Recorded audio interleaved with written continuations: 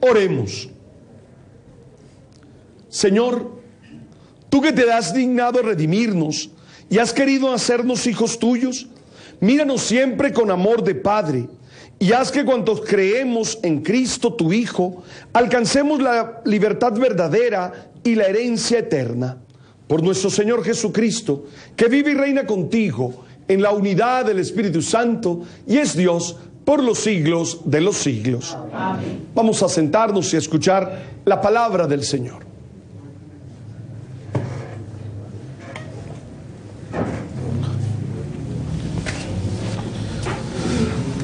Hermanos, el proyecto del reino de Dios no se edifica con nuestra sabiduría y con estructuras humanas, sino desarraigando nuestra manera de pensar en beneficio de la construcción fraterna con los hermanos. El verdadero discípulo no solo camina al lado de Jesús, sino que escucha y se ajusta a sus enseñanzas. Escuchemos.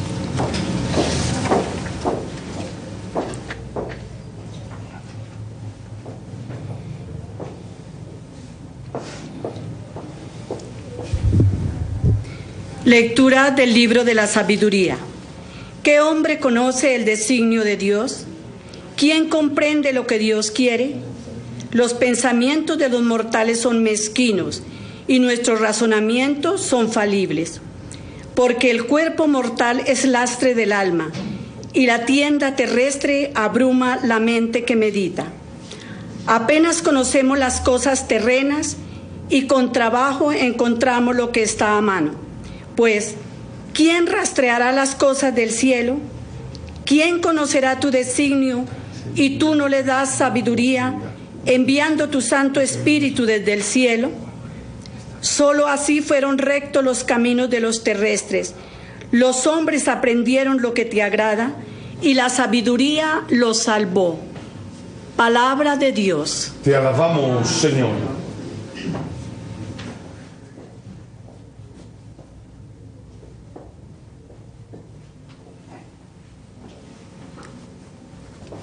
Señor, tú has sido nuestro refugio de generación en generación. Señor, tú has sido nuestro refugio de generación en generación.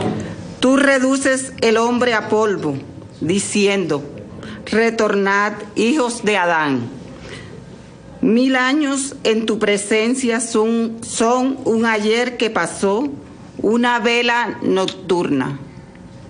Señor, tú has sido nuestro refugio de generación en generación. Lo siembras año por año, como hierba que se renueva, que florece y se renueva por la mañana, y por la tarde la siegan y se seca. Señor, tú has sido nuestro refugio de generación en generación. Enséñanos a calcular nuestros años, para que adquiramos un corazón sensato. Vuélvete, Señor, ¿hasta cuándo? Ten compasión de tus siervos. Señor, tú has sido nuestro refugio de generación en generación. Por la mañana, sácianos de tu misericordia, y toda nuestra vida será alegría y júbilo. Baje a nosotros la bondad del Señor y haga próspera las obras de nuestras manos. Señor, tú has sido nuestro refugio de generación en generación.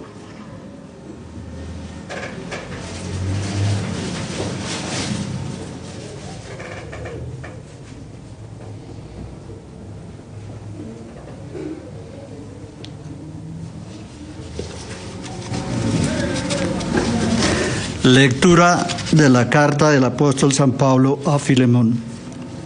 Querido hermano, yo, Pablo, anciano y prisionero por Cristo Jesús, te recomiendo a Onésimo, mi hijo, a quien he engendrado en la prisión. Te lo envío como algo de mis entrañas.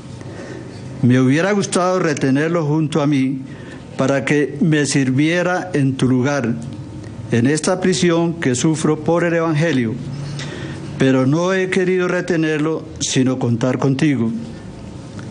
Así me harás este favor, no a la fuerza, sino con la libertad. Quizá se apartó de ti para que lo recobres ahora y para siempre, y no como esclavo, sino mucho mejor, como hermano querido. Si yo lo quiero tanto, ¿cuánto más lo has de querer tú, como hombre y como cristiano? Si me consideras compañero tuyo, recíbelo a él como a mí mismo. Palabra de Dios. Te alabamos. Aleluya, aleluya, solo Dios es digno de alabar. Aleluya, aleluya, solo Dios es digno de alabar.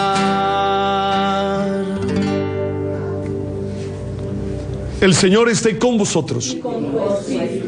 Lectura del Santo Evangelio según San Lucas. Gloria a ti, Señor Jesús.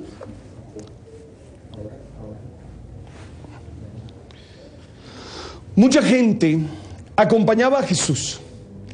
Él se volvió y les dijo: si alguno se viene conmigo y no pospone a su padre y a su madre y a su mujer y a sus hijos y a sus hermanos y a sus hermanas e incluso a sí mismo, no puede ser discípulo mío.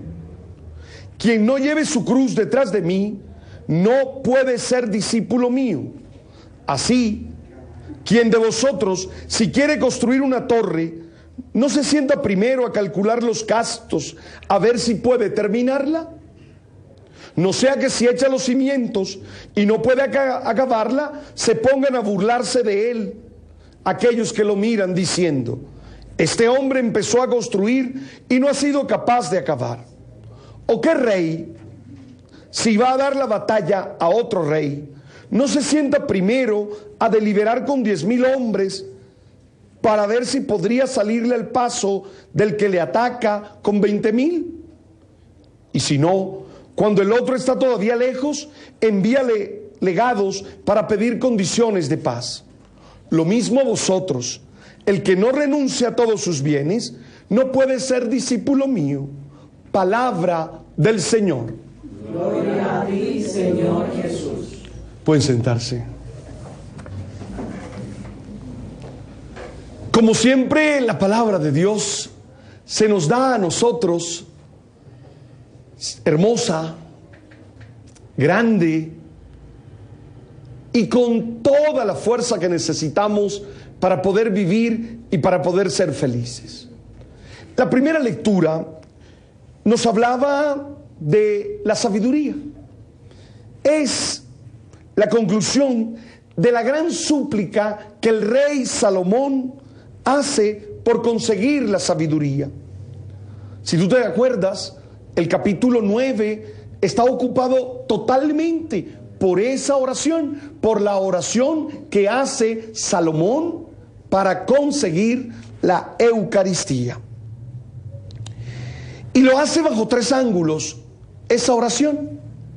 Una, el hombre no es nada sin la sabiduría. Eso es lo primero que hace el rey Salomón cuando le ora a Dios pidiéndole sabiduría. Reconocer que sin la sabiduría de Dios el hombre no es nada, porque nada puede hacer, porque nada puede entender, porque nada puede comprender. El segundo ángulo desde el cual ora el rey Salomón tiene que ver con la petición de la sabiduría al cielo. ¿Sabe él que esa sabiduría no es fruto del poder humano? ¿Sabe él que esa sabiduría no es fruto de su esfuerzo, sino que es un regalo de Dios, un regalo del Padre de los cielos? Y entonces él ora pidiendo a Dios que le conceda esa sabiduría. Y el tercer ángulo, pudiéramos decir, que es la sabiduría y los designios divinos. Cómo todo lo que sucede, cómo todas las acciones que nosotros vemos de Dios en la tierra tienen que ver con la sabiduría, tienen que ser dados por la sabiduría. Eso es como lo que quiere enseñarnos, o desde allí hace su oración Salomón.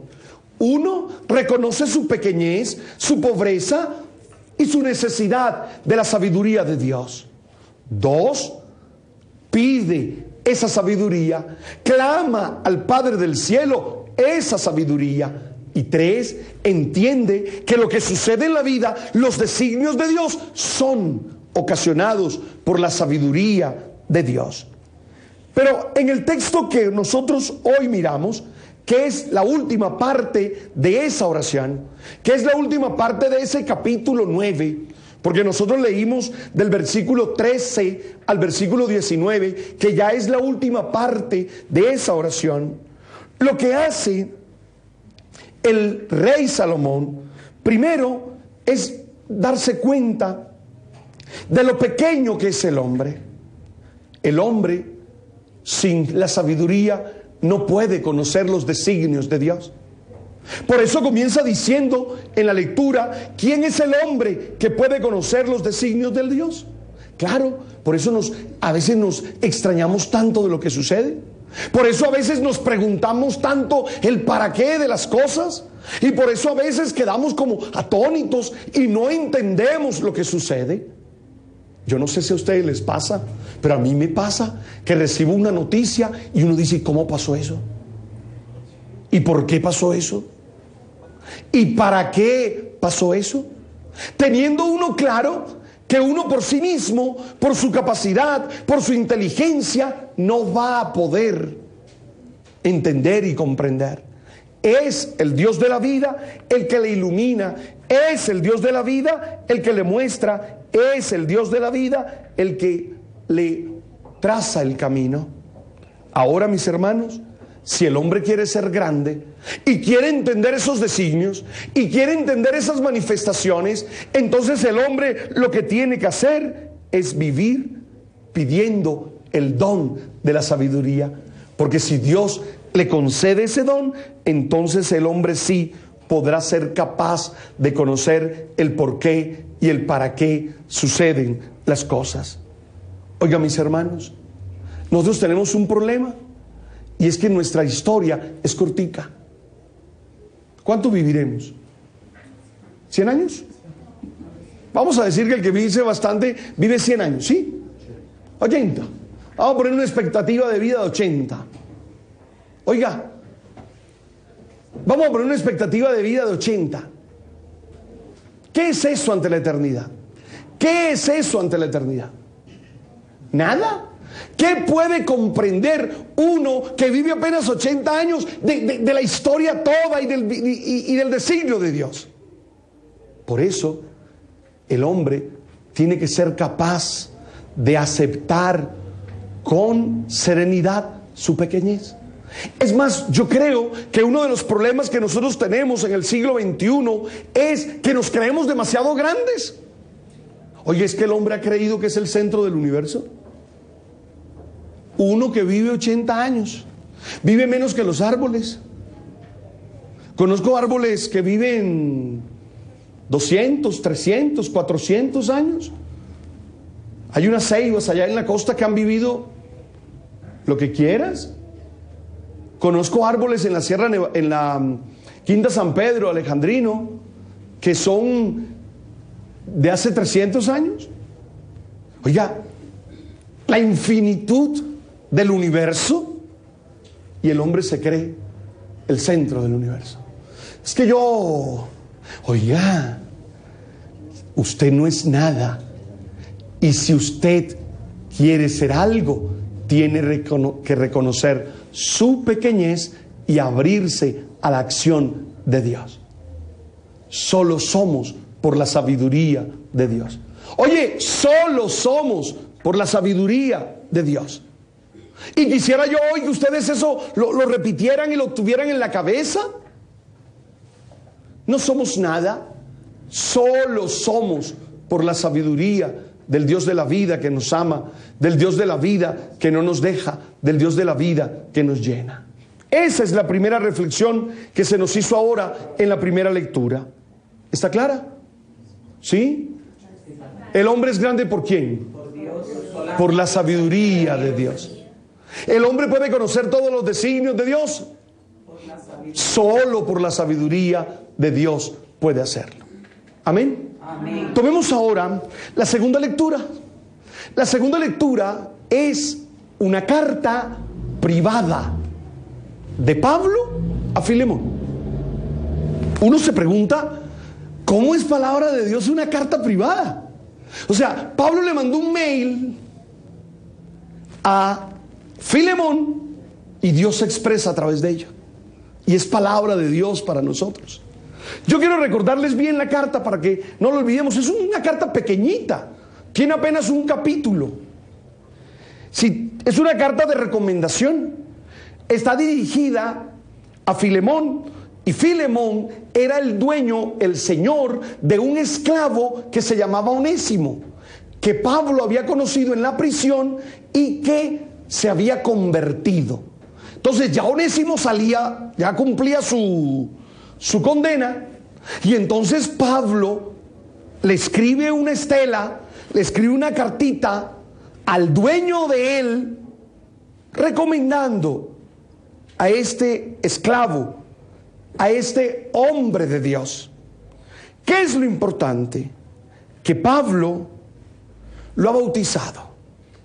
Y al bautizarlo, Pablo se considera hijo de, papá de él, padre de él. Y esta es la razón por la que a nosotros nos dicen padre. Esta es la razón. Pablo ahí nos demuestra por qué es que a nosotros nos dicen padre. Porque como nosotros bautizamos, como nosotros engendramos a la vida de Dios, cuando celebramos, cuando presidimos el sacramento del bautismo, entonces nos llaman padre.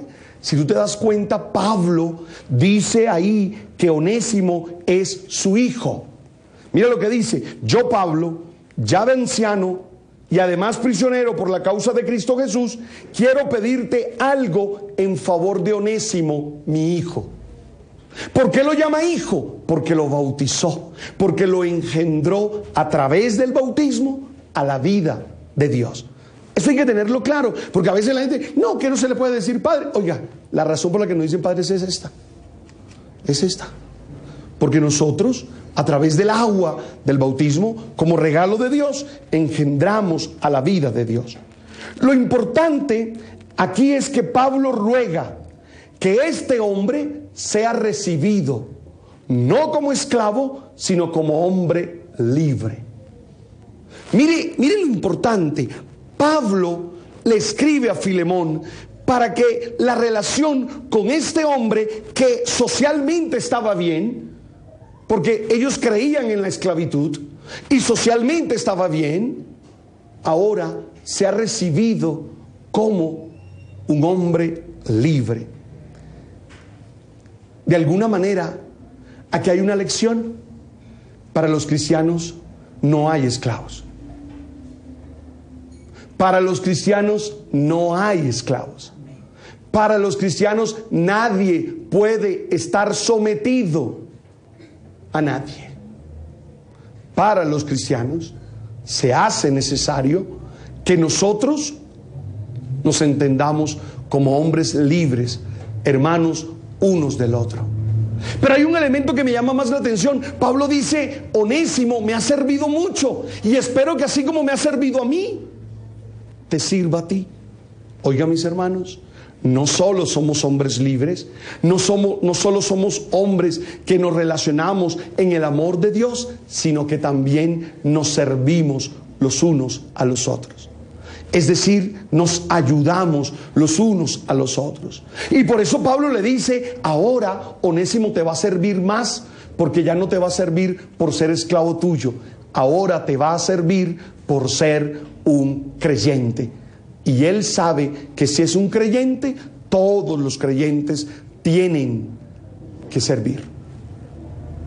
Si la primera palabra de la primera lectura sería humildad, entender que no somos nada sin la sabiduría de Dios, entender que tenemos que pedirle al Dios de la vida que nos ayude. La segunda palabra sería servicio. Porque en el fondo lo que hay detrás de esta carta es volvernos a recordar que los creyentes somos servidores, siervos, no esclavos. Y que ahora seguramente Onésimo será mucho más útil para Filemón que antes. Porque antes le servía como esclavo, y los esclavos sirven de mala gana, ¿sí o no? Obligados. Ningún esclavo dice, ay, yo soy esclavo, qué felicidad. Bueno, dice, bueno, me toca organizar esto, pues me toca, se me olvida por eso, no preparo bien porque me toca, porque soy un esclavo. Si fuera un servidor, lo haría con gusto, lo haría feliz, lo haría dichoso, planearía. No estaría perdiendo el tiempo conversando con otros, sino que estaría haciendo el trabajo que corresponde. Oiga, hoy queda claro que entre nosotros no debe haber relaciones de esclavitud, sino que debemos relacionarnos como verdaderos servidores. Hombres libres, servidores. Sirvo porque quiero. Esa es la diferencia mía y de un esclavo. Un esclavo sirve porque le toca. Yo sirvo porque es el sentido de mi vida, porque así lo deseo, porque así lo quiero. Y todo creyente, usted que me ve también, todo creyente debiera ser un servidor. Amén. Amén. Miremos ahora el Evangelio. Miremos el Evangelio. Es un Evangelio precioso. Siguen camino a Jerusalén. Recuerden que ellos van camino a Jerusalén. Ahora parece que hay muchos peregrinos, porque el texto dice que había una muchedumbre. Es normal, muchos van, muchos hacen peregrinación a Jerusalén. Pero ojo, Jesús va con ellos y va con sus discípulos. Y a sus discípulos los va formando mientras van de camino. Y hoy podríamos decir que la palabra es preparación. Si la primera palabra en el primer texto que leímos era humildad, si la segunda palabra en la carta de Pablo a Filemón es servicio, la tercera palabra es preparación. Oiga, el Señor pone dos ejemplos de gente impreparada. ¿Qué tal un tipo que comienza a construir un edificio sin saber cuánto cuesta? Y dice, yo voy a construir un edificio. El edificio, bueno, para construirlo tengo $1.000.000 pesos. Voy a construir un edificio de unas 50 palantas. ¿Qué le va a pasar a ese señor? ¿Qué le va a pasar? No hace nada. No hace nada. Yo creo que eso le bastará para los cimientos, si acaso. ¿Ah? ¿Ni siquiera? ¿Ni para los cimientos? ¿Ni para nada? Bueno, entonces cuando él comienza a hacer su obra, la gente que va a pasar por ahí se va a burlar de él. ¿Por qué? Porque no se preparó.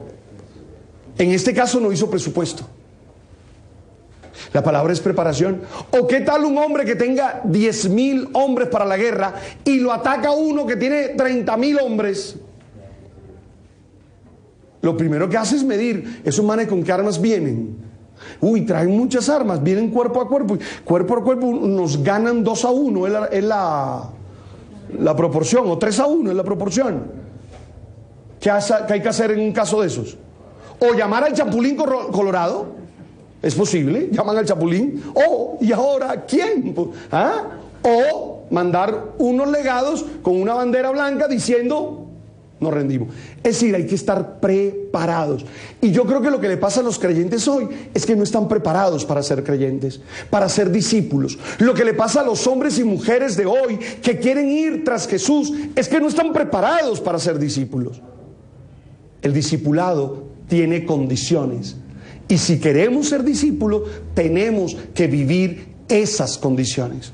Lo que pasa es que vivimos en la sociedad donde la gente no cumple las condiciones y quiere alcanzar su meta. Oiga, ¿cuáles son esas conclusiones? ¿Cuáles son esas condiciones? Son 3 o hasta 4. Son 4, vamos a decir que son 4 para meter el seguimiento como una. 4 condiciones. Yo quiero ser discípulo. Pues aquí están 4 condiciones. Padre, si no cumple esas 4 condiciones, pues no es discípulo. Ya. Porque es que ahora la gente quiere convertir el evangelio a ellos. Ahora lo bueno no es bueno, sino que es malo, porque se le ocurrió tú sabes. Oiga, 4 condiciones para ser discípulo de Jesús. Ahora me dice Javier, padre, y si ya no las cumplo, pues no es discípulo, Javier, punto. Será de la muchedumbre. Pero si quieres ser discípulo, 4 cosas. La primera, desarraigo familiar. Dice el texto, si alguno se viene conmigo y no pospone a su padre y a su madre y a su mujer y a sus hijos y a sus hermanos e incluso a sí mismo, no puede ser discípulo mío. Peso, ¿verdad? ¿Qué es lo primero para ser discípulo? Ser libre aún de los lazos familiares. Yo no estoy hablando de irresponsabilidad. Yo no estoy hablando de vagabundos que ahora, bueno, el padre dijo, entonces bueno, déjate mujer, te tengo que dejar. No, yo no estoy hablando de eso. Yo no estoy hablando de eso que vayan a decir ahora, niños, no hay comida porque yo soy discípulo. No, yo no estoy hablando de eso. Eso se llama irresponsabilidad, vagabundería, cualquier cosa. Yo no estoy hablando de eso. Yo estoy hablando de tener claro quién es el primero en la vida. Un verdadero discípulo tiene claro quién es el primero en la vida. ¿Y quién es el primero en la vida? Jesús. ¿Quién es el primero en la vida? Jesús. Primera condición, tener claro que primero está Jesús. A mí hay un texto de los sinópticos que me gusta. Yo no sé usted, señor Jimmer, si lo ha leído. Jesús lo va a buscar su familia. ¿Se acuerda? Sí. ¿Y qué hace Jesús? Sale corriendo por donde ellos. No, nada. Sigue la enseñanza. Sigue la enseñanza. ¿Se acuerdan? Sí. Está en el Evangelio de Marcos y en el Evangelio de Mateo. Lo van a buscar y le dicen, hey, ahí está tu familia. ¿Y qué dice Jesús? Mi familia son los que escuchan y ponen en práctica la palabra. Es decir, Jesús cumple la condición. Si Jesús no hubiera cumplido la condición, Jesús sale corriendo para donde están los que le están buscando. Muchos de nosotros queremos servirles al Señor, pero primero tenemos a toda la familia, hasta la tatarabuela, y después Jesús. Primero mi mamá, mi esposa, bueno, y si tiene otra esposa, mi otra esposa, ¿saben cómo son las cosas hoy, no? Hay amigos míos que tienen mayores, de todo tamaño. Entonces, y por último, Jesús. ¿Ese es discípulo? No. ¿Ese es discípulo? No. Así no se es discípulo. Y yo sé que usted va a decir, padre, pero eso es muy radical. Es que es radical. Y cuidado, no me vayan a echar la culpa a querer decirme a mí que esto es para los presbíteros. Esto no es solo para los clérigos o para los religiosos. Esto es para todo aquel que quiera ser discípulo. Primero, tener claro quién es el más importante. ¿Y quién es el más importante? Jesús. Oiga, esto es interesante, porque nosotros hoy ponemos primero a todos menos a Jesús.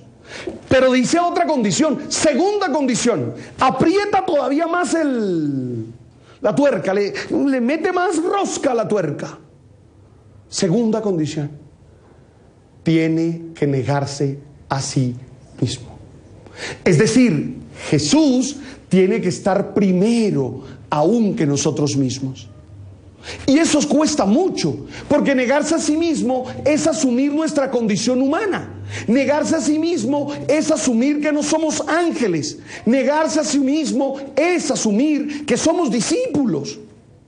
Negarse a sí mismo significa entender que estamos en la batalla con el mal. ¿Por qué? Porque la primera tentación del mal es hacerte creer que tú eres más importante que Dios. La primera tentación del mal es hacerte creer que tú eres más importante que Dios. Tú sabes que vivimos en la sociedad de la dictadura del yo, la dictadura del ego. Todo el mundo piensa primero yo, segundo yo, tercero yo, cuarto yo, quinto yo, décimo yo. Y claro, ¿qué hacemos con eso? nos erguimos, nos erigimos nosotros mismos como dioses de nosotros mismos. Que yo creo que es la tragedia del mundo moderno. La gente se cree Dios y por eso manda para el cuarto de San Alejo, para el cuarto de los chécheres, a Dios. Me duele porque en la casa de muchos de nosotros Dios habita el cuarto de los chécheres. ¿Sabe cuál es el cuarto de los chécheres, verdad? El cuarto allá de San Alejo, el cuarto de las no sé cómo lo dirán aquí en Bogotá, no sé cómo lo dirán, pero en la costa dicen el cuarto de los chécheres, de las cosas esas inservibles que uno guarda. Que uno sí guarda cosas inservibles. Y uno las tiene metidas allá en un, no sé, en un cuartico. Pues dolorosamente, para muchos discípulos, para muchos que dicen ser discípulos, Jesús habita ese cuarto de los chécheres. Pero negarse a sí mismo es entender que estamos en batalla y que yo tengo que ser capaz de servir antes de pensar en mí. Vamos a poner de nuevo a Jesús como modelo. ¿Ustedes creen que Jesús, cuando aceptó ir a la cruz, estaba pensando en Él? Dígame, ¿estaba pensando en Él o no? Yo creo que estaba pensando en nosotros. Porque si está pensando en Él, dice, mire, dejen aquí esta vaina. ¿Sí o no? Dicen, hasta aquí llegamos. Todo lo que dije era, tú sabes. Y ya. Si está pensando en Él, busca evitarse que lo claven. Si está pensando en Él, busca evitarse que le hagan todo lo que le hicieron. Pero no, Él está pensando en los demás. Y está abandonado, plenamente abandonado en su Padre Dios. Amén. Amén. Miren las condiciones. Ustedes son discípulos. Porque aquí están las condiciones. Están a tiempo. 1, desarraigo familiar. 2, negarse a sí mismo. 3, cargar con la cruz. Y para mí cargar con la cruz supone asumir las consecuencias de decirle sí a Dios. Decirle sí a Dios trae consecuencias. Decirle Señor te sigo trae consecuencias. Y si tú le dices sí a Él, tú tienes que asumir esas consecuencias. Para mí eso es cargar la cruz. Cargar la cruz es entender que mi opción fundamental por la vida, que mi opción fundamental por Dios me va a traer problemas. A mí me fascina por estos días que vivimos en ambientes polarizados, ambientes de extremos, ¿no? Nosotros estamos en medio de gente extremista. Y no digo en el mundo, digo en Colombia. Unos por un lado y otros por otro. Cuando uno no toma posición y uno no se comporta como un extremista, lo atacan. El otro día alguien decía, esos católicos moderados se van a quemar a fuego lento en el infierno. Y yo decía, claro, es que hay que ser extremista entonces. Hay que ser fanático entonces. No, cargar mi cruz es saber que yo tengo que dar la vida por todos los hombres, no por unos en especial. Porque si fuera a dar la vida por los Linero Gómez, no sería difícil. Si fuera a dar la vida por los Linero Gómez, no sería difícil. Hasta por los amigos se puede dar la vida. Pero es que el Señor nos invita a dar la vida por todos. A dar la vida por todos. Y eso me parece una consecuencia muy grande de seguirlo. Porque uno quisiera que los dividieran entre buenos y malos. Los malos que se mueran y los buenos que vivan. Uno quisiera así, ¿verdad?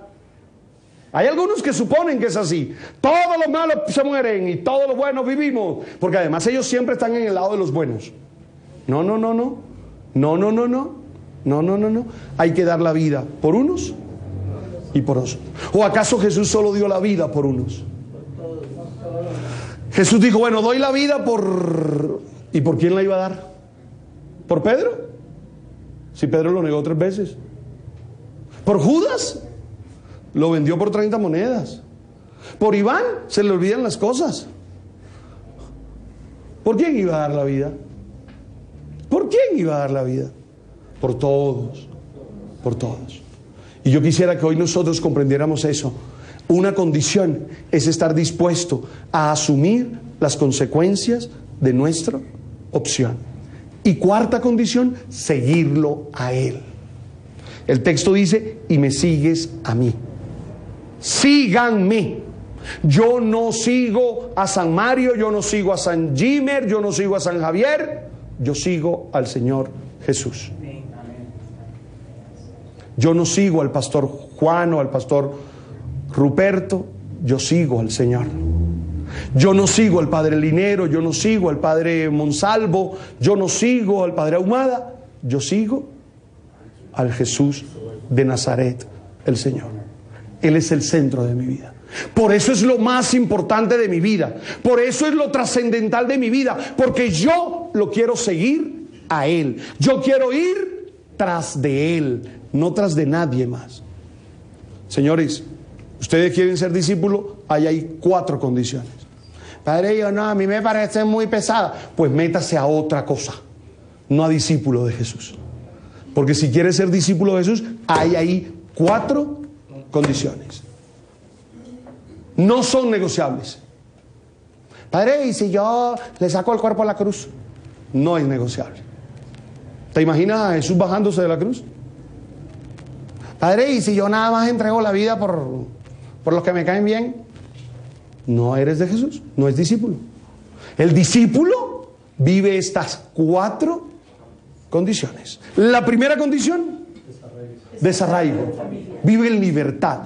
Ama a su familia, ayuda a su familia, es responsable, pero vive libre de ella. ¿Usted comprende eso, verdad? Ay, no, mi bebé.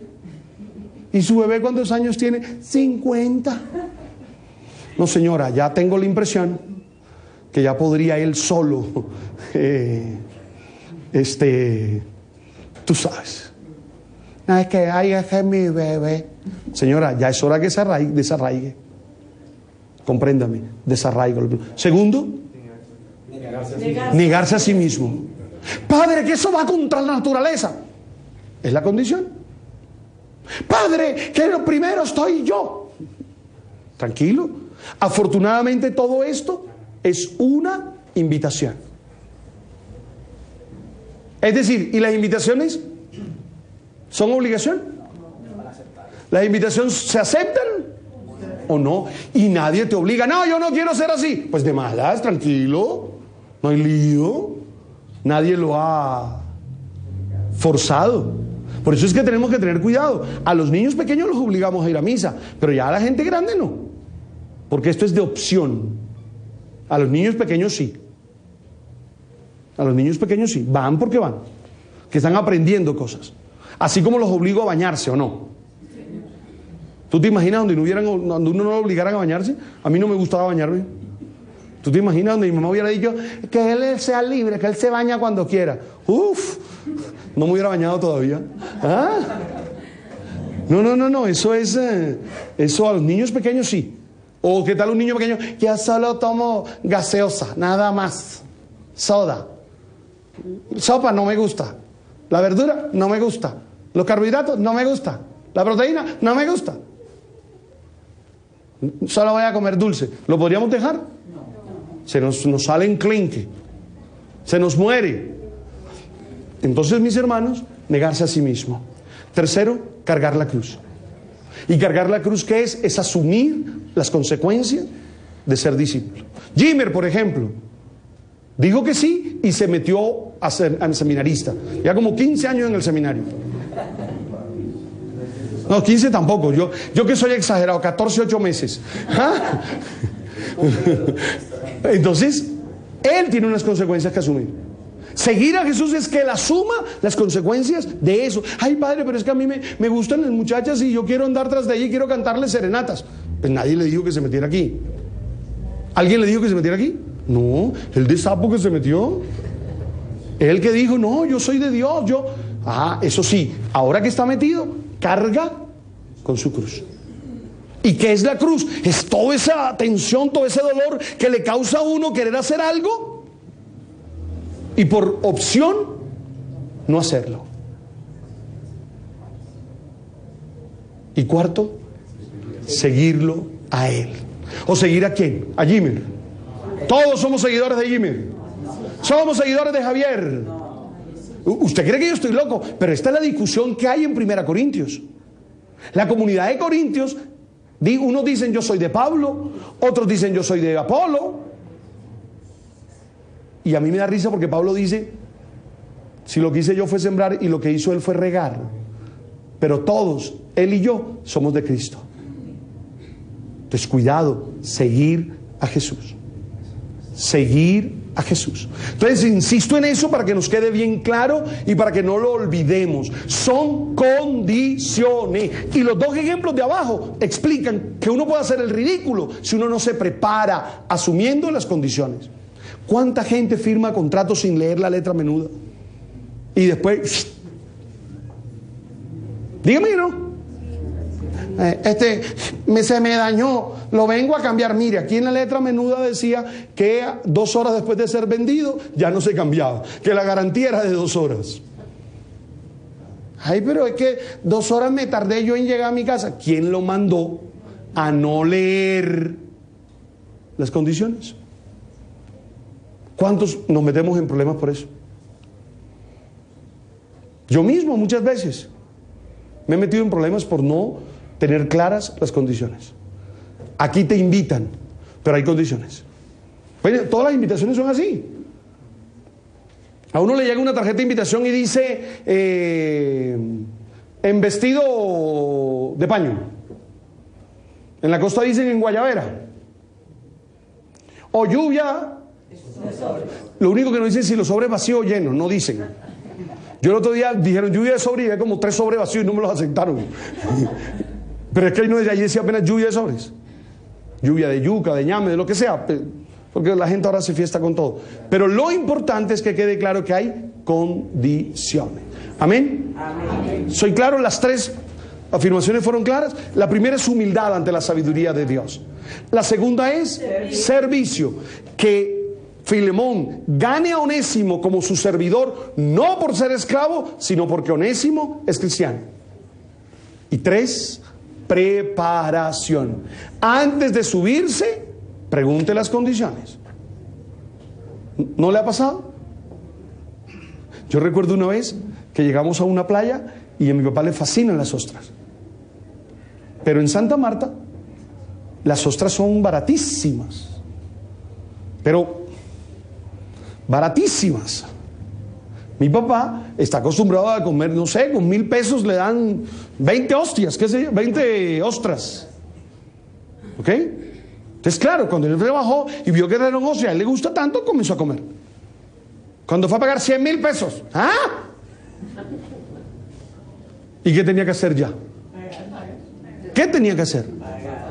¿Por qué? Porque antes debió preguntar y ver las condiciones. Y ahí sí les hubiera podido decir, oiga, está muy caro, y hasta de pronto negocia. ¿Amén? Amén. Hagamos un momento de oración, en silencio. Pidámosle a Dios que nos dé fuerza, que nos dé ánimo y que nos ayude para seguir adelante.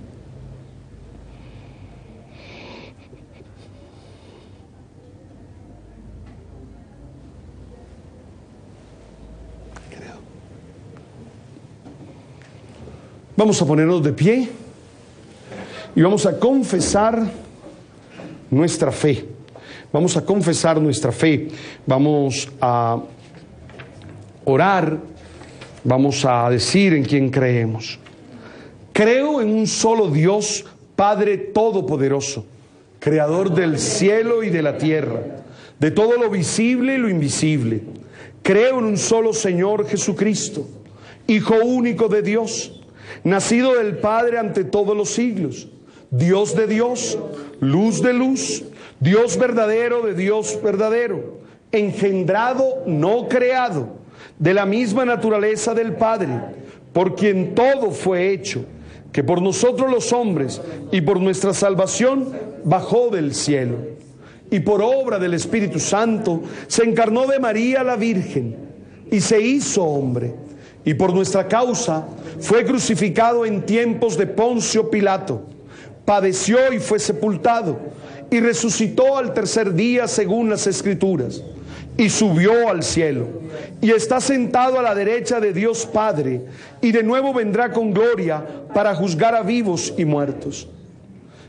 Creo en el Espíritu Santo, Señor y dador de vida, que procede del Padre y del Hijo, que con el Padre y el Hijo recibe una misma adoración y gloria, y que habló por los profetas. Creo en la Iglesia, que es una, santa, católica y apostólica. Confieso que hay un solo bautismo para el perdón de los pecados. Espero la resurrección de los muertos y la vida del mundo futuro. Amén. Vamos a presentar ahora nuestras súplicas. Vamos a pedirle al Señor que nos bendiga. Vamos a responder: Dios en tu sabiduría, escúchanos. Dios en tu sabiduría, escúchanos. Por la Iglesia, el Papa Francisco, los obispos, los sacerdotes y todos los fieles, para que sean fortalecidos por la gracia del Espíritu Santo, para continuar el camino del discipulado y misión con Jesús. Dios en tu sabiduría, escúchanos. Por el gobierno y quienes dirigen las naciones, para que asuman y vivan al Señor Jesús como el tesoro de la vida, convirtiéndose en discípulos y orientando a otros en este camino. Dios en tu sabiduría, escúchanos. Por las familias, en especial por aquellas que frente a las situaciones duras y difíciles que sufren cada día, viven sin esperanza, para que con el impulso de su amor asuman con valentía el llamado a caminar contigo hasta el final. Dios en su sabiduría, escúchanos. Por las intenciones particulares y quienes siguen esta transmisión, para que les des la capacidad de renuncia frente a aquello que les distrae y aparta del camino, y descubran la libertad en el amor y servicio a los hermanos. Dios en su sabiduría, escúchanos. Si quieres orar por alguien en silencio en este momento, dile su nombre a Dios.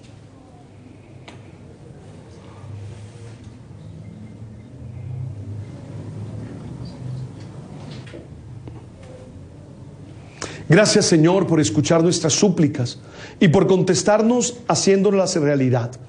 Te lo pedimos a ti por Jesús, tu Hijo, que vive y reina por los siglos de los siglos. Amén.